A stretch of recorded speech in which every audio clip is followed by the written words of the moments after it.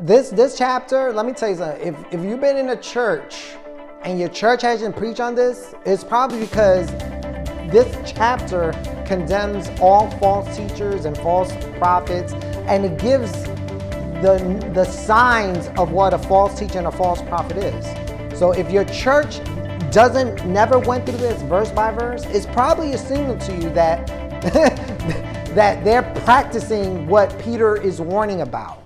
It's the word and none of that hate gon' work. Hold up. Now I don't know what you heard, but don't believe anyone that can't show you the word. 2 Peter 2. This chapter, let me tell you something. If you've been in a church and your church hasn't preached on this, it's probably because this chapter condemns all false teachers and false prophets, and it gives the signs of what a false teacher and a false prophet is. So if your church never went through this verse by verse, it's probably a signal to you that that they're practicing what Peter is warning about. So we're gonna, this chapter condemns once saved, always saved. It condemns those that think that the gospel is to get rich off. It condemns people that think, oh, I could be a Christian and still sin. I sin daily in word, thought, and deed. Those doctrines, this whole chapter condemns. This is the chapter these false teachers, these false churches avoid. And and I tell you this, like I said, if you've been in a church for 5, 10, 15 years and they never went through it, that should be a red flag to you that they're probably one of these people that Peter's warning about. So with that, we'll start in verse 1. 2 Peter chapter 2, verse 1. But there were false prophets also among the people, talking about the Israelites. There were false prophets among the people, even as there shall be false teachers among you. So he's saying, look, as there was back then, there was false prophets amongst you, there will be false teachers. In other words, they're going to teach things that are false, who privily or secretly, they do this secretly, they don't do it openly, who secretly shall bring in damnable heresies. Damnable heresies means teachings that if you hold to, you're going to go to the lake of fire. That's it. This thing, like, in a lot of Christian circles, there's a mentality of, well, you believe what you believe, and I believe what I believe, and it's okay as long as we love Jesus. No, there are some teachings that are damnable heresies, okay? Even denying, now listen to this verse, even denying the Lord that brought them, right there, that verse right there, it cuts the teaching of once saved, always saved. Because here it says that they denied the Lord that bought them. In other words, God bought them. He purchased them. The Bible says that Christ Jesus purchased us with his own blood. But now they're denying the one that the Lord bought. So even right there, in the hip hop community, they talk about like lyrics. They talk about bars. And within the first bar, Peter's already cutting this doctrine of once saved, always saved. Because he's saying that these people were bought by God, but they're denying. Now, I'm not going to follow Jesus. I don't believe in Jesus. They're denying the one that Christ bought, that the Lord bought. And bring on themselves swift destruction. So those people that deny the Lord that bought them, they're going to get swift destruction. And it's talking about here on earth. God's going to destroy them on earth. So they think, oh, I said, I'm not following Jesus. I'm just going to go right back in the world. No, according to this verse, they're going to be destroyed quickly. That should be a warning to us that just because we believe, don't think, oh, well, I'm not going to follow this. This is stupid and it's old. You're going to get swift destruction. Verse 2, and many shall follow their pernicious ways. They're going to follow them, their wicked ways. They're going to say, oh, wow, maybe I should go that path. He's talking about the false teachers. They're going to follow their pernicious ways. By reason of whom the way of truth shall be spoken evil of. All these name it and claim it prosperity preachers that are so famous on TBN, on YouTube, the people, the quote unquote Christians that love them, the world, they look at those guys, and what it says, that and many shall follow their pernicious ways, by reason of whom the way of truth shall be evil spoken of. Because they say they represent Jesus, but when the world sees them, they're like, wow, if that's Jesus, that's you're stealing, you're being deceitful, you're being greedy. The way of truth is being spoken evil of. And you know what's so amazing? These people that are in, that's what come I say, false churches and false teachers will not touch that verse because they would condemn themselves. If there was somebody in the congregation, it'd be like, wait a minute, that's our church. People always talk about bad about Creflo Dollar's church or what's that guy, Kenneth Copeland church. Wait a minute, that's us. Because they would be like, wait a minute, who's the world speaking evil of? Us. So that's come they avoid this chapter, like I said earlier. Verse 3, and through covetousness. What's covetousness? Covetous means they're greedy.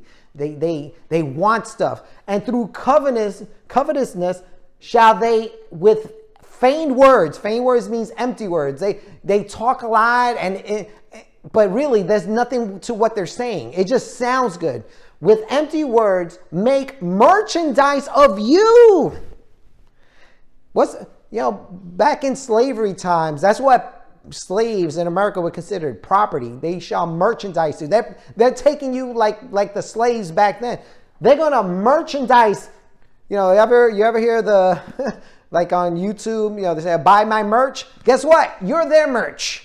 They're gonna merchandise with feigned words make merchandise of you, whose judgment now of long time lingereth not, and their damnation slumbereth not. So they got judgment on them. And it's a long judgment. They've been doing this for a while, these false teachers. They've been doing it for a while. But judgment is coming. They're going to be exposed here on earth. And in the eternity, they're going to be thrown to the bottom of the lake of fire. Because the Bible says in James 4, verse 1, that whosoever teaches shall receive greater judgment. So they're going to get destroyed for what they're doing. Verse 4, I'm sorry. For if God spared not the angels that sinned, but cast them down to hell. So he's talking about the demons now. If God didn't spare these beautiful creatures that he designed because they rebelled, they sinned, but he cast them down to hell. Now remember, hell is not the lake of fire. Hell is a place where people that die, that are going to go to the lake of fire, they're there and they reside there. So that's where these angels are. And deliver them into chains of darkness to be reserved unto judgment. So they're there and they're chained up, ready to be judged. And now he's talking about the angels, Peter did. But now he's talking about Noah's day. Now he's going to switch over to Noah's time. And in verse 5, and spare not the old world, but save Noah the eighth person, a preacher of righteousness, bringing in the flood upon the world of the ungodly. So God didn't spare the world either. God didn't say, so many people, there's a verse that people like to take out of context where it says that God does not rejoice over the death of the wicked. So they say, oh, God's not going to destroy them, because he's not going to rejoice over it. So he's not going to do it then. God didn't spare the old world. That means planet, everybody in it. God didn't spare none of those people. Probably hundreds of thousands, who knows, millions. God and spare not the old world, but save Noah the eighth person. So it was Noah and his family, 8 people in all. That's all he saved out of hundreds of thousands, or who knows, millions, maybe billions. We don't know how many people were in Noah's time, but he didn't spare them. A preacher of righteousness, bringing in the flood upon the world of the ungodly. And now he's going to use the example of Sodom and Gomorrah, and turning the cities of Sodom and Gomorrah into ashes. God didn't just destroy the city like Hiroshima, where you see buildings that the windows are blown out and cars flipped over. No, God turned them into ashes, to powder. He left nothing. They probably had small houses, farms. God not only wiped out, it was turned into dust. And turned the cities of Sodom and Gomorrah into ashes, condemned them with an overthrow. Remember, he rained fire and brimstones on them. making them an example unto those that after shall live ungodly. So in other words, that Sodom and Gomorrah, that should be our example for everybody. So if you want to be living ungodly, if you want to say, you know what, I want, in Sodom and Gomorrah's case, I want to be a homosexual, I want to be an adulterer, I want to be a drunkard, their fate should be an example to us. Like, wait a minute, if God destroyed them, he's definitely going to destroy me, into ashes like he did them. This should bring fear, but more so for the ungodly. This should be a wake-up call and say, look, if God destroys Sodom and Gomorrah, what makes you think he's not going to destroy you? Verse 7, and delivered just Lot. This is talking about Sodom and Gomorrah. Lot escaped and delivered just Lot, vexed with the filthy conduct or conversation of the wicked. So this is what made Lot, it's going to say that he's righteous Lot. One thing that makes a person righteous, one characteristic of a person that is righteous is that when they see the filthy conduct of the wicked, they're vexed about it. All right? So if you say you're a believer and you're not troubled by the filthy conduct of the wicked, you think it's no big deal, we're all sinners. And if you're not troubled, maybe you don't have the same spirit as Lot did. It says, and deliver just Lot, vexed with the filthy conversation of the wicked, for that righteous man, talking about Lot, dwelling among them in Sodom and Gomorrah, in seeing and hearing. So he saw and he heard. There were things he saw. He's like, oh my goodness. Like yesterday, somebody in our community, they're just walking by, they see two people in a car and they're having fornication right in the middle of the day. They saw that. And that would have troubled Lot. But not only did it trouble him what he saw, it troubled him what he heard. There were things that he heard. It's like, oh my goodness, is that true? If somebody came up to him and just told him about what they saw yesterday, he would be troubled. So that is a characteristic of someone who's righteous. For that righteous man dwelling among them in seeing and hearing, vex his righteous soul from day to day with their unlawful deeds. So his soul was not troubled for a moment. It was like every day. It was like, oh my goodness, what's going on here, man? This is madness. Like I said, that's a characteristic of a godly man. The Lord knoweth how to deliver the godly out of temptation or trials. He delivered Lot out of Sodom and Gomorrah. God knows how to deliver people out of there. And to reserve the unjust unto the day of judgment to be punished. So God will find a way of escape for his righteous ones, but he's also reserved the unjust unto the day of judgment to be punished. So don't think because your judgment lingereth that God has not reserved something for you, which is a day of judgment to be punished. So that should bring fear to those that are wicked. All right, verse 10. But chiefly them that walk after the flesh in the lust of uncleanness. Okay, remember, this whole chapter is about the false teachers. All right, he's saying, but chiefly them that walk after the flesh in the lust of uncleanness. These guys are not walking after the spirit. They're not walking in love, peace, joy, patience, kindness. They're not trying to crucify the flesh. They're walking after the flesh. The Bible talks about the works of the flesh are these: fornication, adulteries, murders, fits of rage, wrath, evil surmising, suspicion, slander. They're walking in that. That's what they're walking. But chiefly them that walk after the flesh in the lust of uncleanness and despise government. All right. Now, some people on some King James only, they use this verse and say, oh, they despise government. We should obey Joseph Biden, President Biden, or else you're despising. No. The word there, government, means authority. They despise authority. They despise authority in the church. They don't respect the elders, bishops, deacons. They despise the authority in the home. They despise their husband. They despise the children despise the parents. So they despise authority. They don't want nobody telling them what to do. Presumptuous they are. So they presume a lot of things. They're very, When somebody's presumptuous, they come off like they got it figured out and they don't know nothing.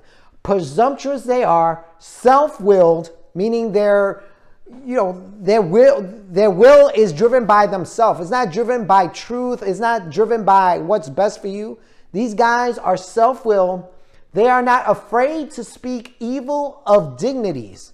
In other words, dignities means authorities also. So they're not afraid to speak evil of authority. We got to be, the Bible says, like, for example, if there's an elder that's doing sin, you need to bring him before the other elders and then accuse them. But these guys, they don't do that. They don't have no fear. They're like, I'm just going to accuse them. I'm just going to speak evil. I'm going to say whatever I want. What it said again? They are not afraid to speak evil of dignities. And now here, Peter's contrasting these guys to the angels. He said, whereas angels, which are greater in power and might, bring not railing accusation against them before the Lord. So, in the book of Jude, it talked about the angel was fighting Satan over Moses' body, and the devil was like saying things to the angel, and all the angel said was, "The Lord rebuke you." Because even though Satan is opposed to God, he still respected his authority because he's still an angel. All he said was, "The Lord rebuke you." But these guys, they don't care. They'll cuss them out. They'll say, "No, I'm not going to listen to you. I'm going to do whatever I want."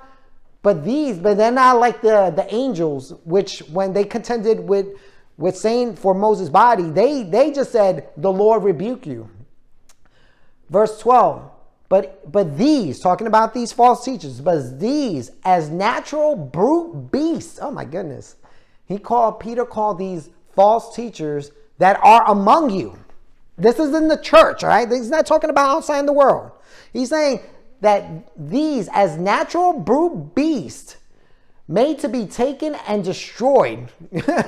That word brute beast means stupid animal. These stupid animals, all they're there is to be destroyed, to be cut up and eaten, whatever. Speak evil of the things that they understand not.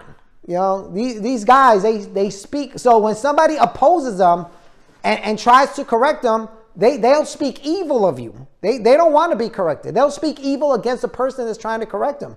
They'll speak evil of the things that they understand not, meaning they don't even understand what they're teaching.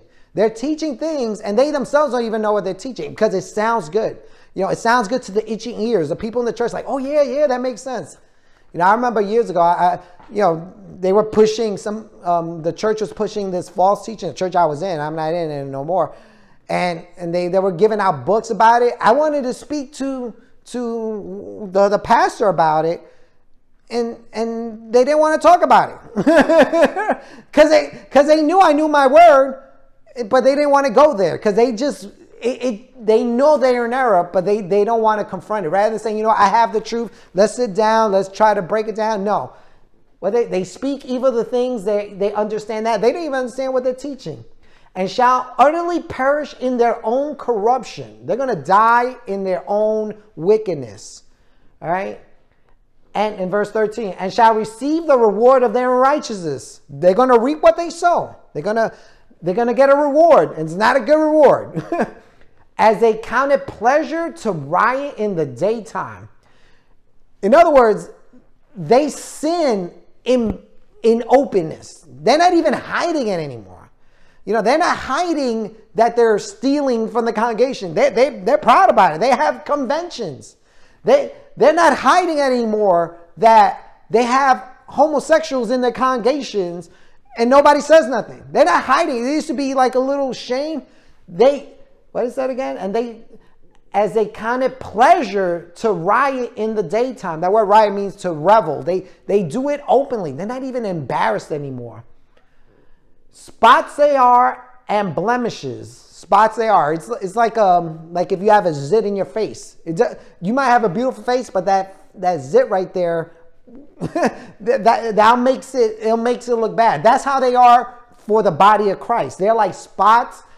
They are and blemishes, sporting themselves with their own deceivings. In other words, they believe the lie they believe. It's not even like, they're like, maybe I'm off. No, they actually believe this.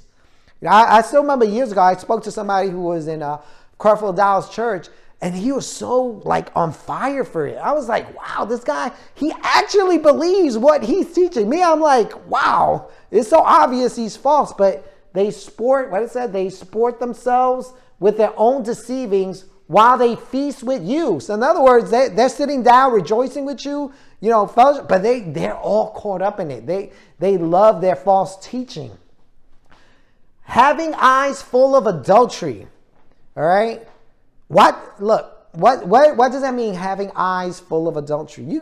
I remember one time I saw a pastor and he was talking to a lady.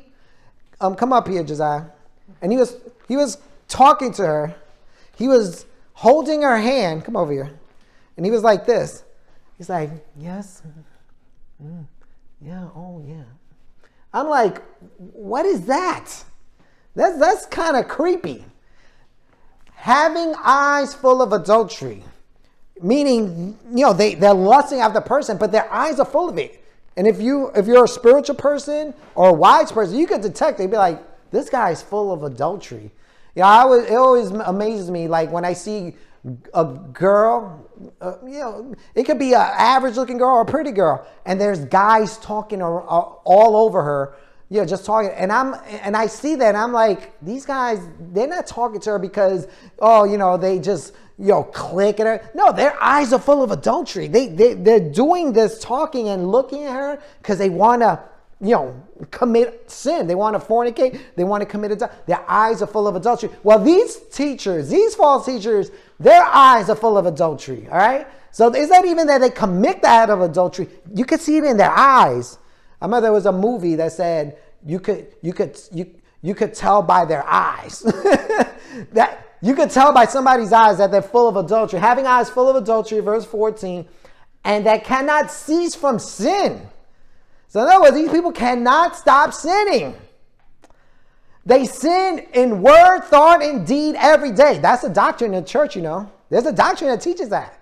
They say that the Presbyterians, that we sin in word, thought, and deed every day. This is what Peter is saying these false teachers do. That's part of the Presbyterian, one of their tenets of their faith. He's saying that they cannot cease from sin. They cannot stop. The Presbyterians say they cannot stop either.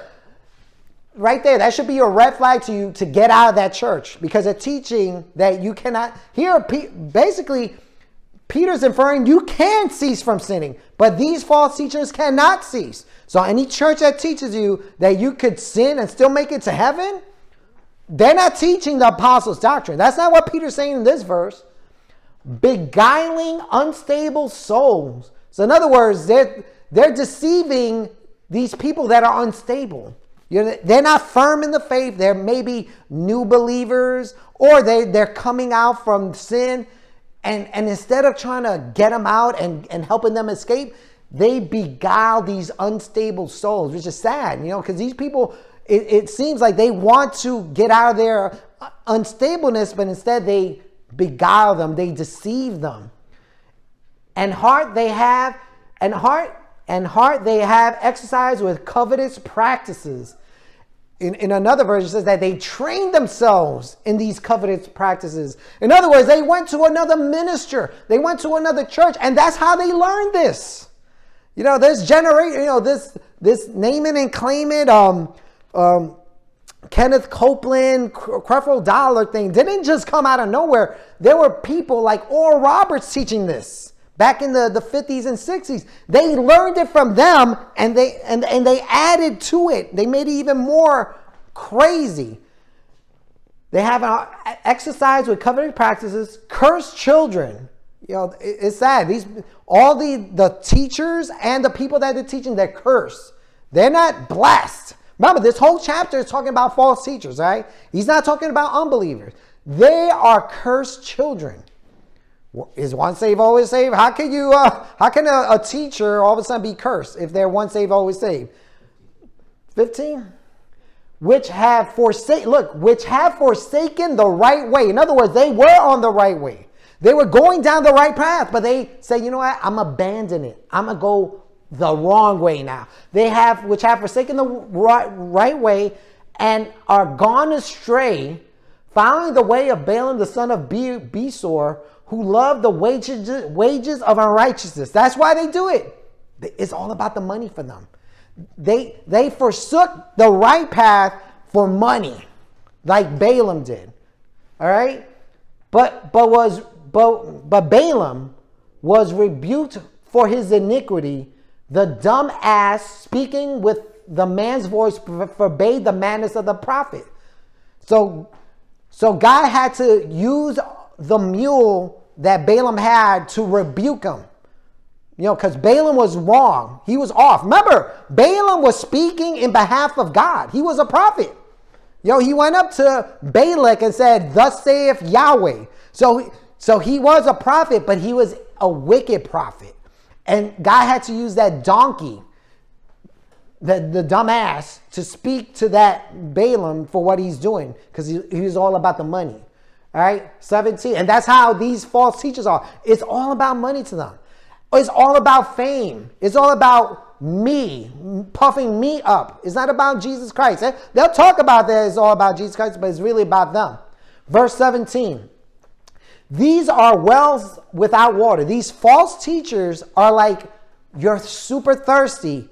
And back in those days, there was a well. That's how you drank. There was no water fountains. There was no store that you got your Dasani bottle or a Perrier. They went to a well. They're thirsty. They lift up the bucket. There's no water. That's the analogy that Peter's saying that these guys are. You think they're going to give you living water, because that's what they used to call them back then. The water that came out of the well was living water. It was cold. It was fresh. It revived you. You think these guys are going to give you living water, but no, it's an empty well. Clouds that are carried with a tempest. So in other words, you ever see a cloud in the air? And back in those days, they were waiting for rain, because that's how their crops would grow. So they're waiting. You see the clouds. They're like, oh, it's going to rain. But then the cloud just blows by and does nothing. That's how these false teachers are. This is what Peter's comparing them to. Empty clouds. They got nothing. You think you think, oh, finally something's going to happen. They just go by. You're like, oh, snap. It ain't rain. To whom the mist of darkness is reserved forever. In other words, these guys are going to go to hell. That's what all these false teachers are going to go to the lake of fire. For when they speak, now this is what they do. For when they speak great swelling words of vanity. So one clue, it doesn't necessarily mean they're false, but one thing that false teachers can do good is that they speak great swelling words. Man, they're the most dynamic. They say, oh, that guy is very charismatic. And honestly, that's why a lot of Christians fall into the trap, because they're like, oh my gosh, look, he knows how to, he knows how to do all that. Great selling words of what? Of vanity, empty. It means nothing. If you have a discerning ear, if you know your word, you're like, this guy said nothing. But the thing is, those great selling words play on people's emotions, and people get all worked up, and they get the quote unquote Holy Ghost. Hallelujah! It's empty words. Because if you ask them 2 or 3 days later, what did he teach? I'm like, I don't know. Empty words. They allure. I remember in Hosea, it talks about God told that he was going to allure Israel. To his wife back. He was going to allure her. Here, these false teachers, they allure through the lust of the flesh, those through much wantonness, meaning through covetousness. So they allure. What these false teachers do is they know that their people, they still got desire. So what they do is they allure them through their covetousness. And who do they allure? Those who were clean escape from them who live in error. So in other words, these guys are luring people that just came out of the nonsense. They The teacher would come out of a woman who came out of fornication, and instead of trying to deliver her and pray for her and mentor her, get another woman to mentor her, no, they're like, oh, come over to my house, and we'll discuss, have Bible study, and they make them fall into fornication again.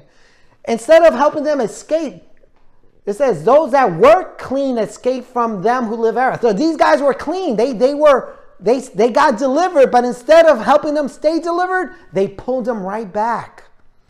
And it also tells us right here that you could be clean, but you could also go back too. So you could be, it says, those who were clean, meaning past tense, they're not it anymore. They were clean and they escaped from them who live in error. So these guys, they allure them through the flesh. All right, verse 19. While they promise them liberty. So they promising the people under their church, the people that they're teaching. They say, oh, you're going to get liberty. You're going to be free. You're going to be free to do whatever you want to do. They promise them liberty. They themselves are servants of corruption. Those teachers themselves, they're in sin. They're into homosexuality. Yeah, there were rumors that, well, I wouldn't even say rumors. There was strong evidence that, for example, Bishop Eddie Long in Atlanta had a big church. He was a homosexual. While they promise them liberty, they themselves are servants of corruption. Always going to the fanciest hotels, always living their best life. Now they're servants of corruption. For of whom a man is overcome, of the same is he brought into bondage. So if you don't overcome, you're going to be brought right back into bondage. Again, this is a verse that condemns once saved, always saved. Because you could overcome, but then you could go right back into bondage. So we got to make sure that we stay out of bondage. Not say, well, I overcame and I'm good now. No, of whom a man is overcome, of the same is he brought into bondage. So somebody could go back into bondage. That should be very terrifying to us. Verse 20. For if after they have, now listen to this verse. For if after they have escaped the pollution of the world. So meaning these guys escaped. They were delivered from the pollutions of the world. But what did they do? For if after they have escaped the pollutions of the knowledge of the world through the knowledge of the Lord and Savior Jesus Christ, that's how you get delivered. It's through knowing Jesus Christ, really knowing him. Not just say, I believe in the gospel, I believe he died, buried, rose again, and that's it, I'm good. No. The way you get delivered, the way you escape the pollutions of this world is through the knowledge of Christ, through the knowledge of our Lord and Savior Jesus Christ. Let me read that whole thing again, because it's a whole sentence. For if after they have escaped the pollutions of the world through the knowledge of the Lord and Savior Jesus Christ, they are again entangled therein. So in other words, these people have escaped, but they say, I'm going back. I can't help it. I got a flesh, I feel lonely. I feel bored. I just need it. They are again entangled therein and overcome. So now they go back. And, they don't just fall. They stay in it. Now they're like, you know what? I love it. I think I can have my little Jesus here, but, I'm going back to my relationship with this woman. I'm going back to drugs and alcohol. And they are entangled therein and overcome. The latter end is worse with them than the beginning. So in other words, the state they're in is worse than the beginning. Okay, what does that mean? How can something be worse? What does that mean? Meaning they're going to get double judgment. It's because they reject, the Bible talks about in Hebrews 10, they're stomping on the blood of Jesus. That's what they're doing. So their end is going to be worse than the beginning. Verse 21. For it had been better for them not to have known the way of righteousness. So these people knew the way of righteousness. But Peter is saying here, it would have been better if they never knew about it. Then, after they have known it, to turn from the holy commandment delivered unto them. So they heard it, and then they say, I'm turning from it, and now I'm not going to obey the holy commandment, which is the gospel. Verse 22. But it has happened unto them according to the true proverb, the dog is turned to his own vomit again. So Peter here is comparing these type of teachers and their followers as dogs that return to their own vomit. You know, if you ever have a dog, sometimes a dog's vomit and they lick it up. It's disgusting. That's how disgusting these people are in the eyes of God. They were delivered, but what did they do? They go right back to the disgusting ways. Rather than say, you know what, that's vomit, I'm not going back to that. They return to the vomit. But listen to this part. It says, and the sow or the pig that was washed to her wallowing in the mire. So in other words, this pig was clean. Now mind you, pigs don't clean themselves. This pig was clean. This pig was clean through the blood of Jesus, through the renewing of their mind. They were clean. And the pig that was washed or clean, the pig says, you know what? I'm clean, but I'm going back. I'm going back to the old mud and I'm going to live it up and go back and forth. That's what these false teachers are. That's what those that follow them are. Again, but that verse right there destroys also once saved, always saved. Because they were clean, but they went right back. So don't ever. So with that, we'll end this chapter. But this chapter does a lot of damages, like I said, to the prosperity gospel, to the once saved, always saved crowd, to the, I sin daily in word, thought, and deed crowd. That's why they never teach on this chapter going slowly verse by verse, because it destroys their doctrines. But the thing is, let us heed, let us beware. When we see these little red flags in false teachers, the eyes full of adultery, the money, always talking about money. Oh, we got a tithe, we got the special gas. Anybody here? Don't just sit there and say, well, I'm in a church. No, you're in a church, a false church. You're in a church that has false teachers in it. You got to run out of there, because they're going to take you. They're going to, like he said, they're going to take those that were escaped, those sincere believers that have escaped. They're going to bring them back into bondage. You don't want to be those. That's why this chapter is written as a warning for the saints of God who have a heart for God, who are heeding his word and say, wait a minute, I want to be shepherded. I want to be taught right. I don't want to be like this chapter over here that in the end, they're going to be destroyed. All right. So with that, we end there. Whew. You finished?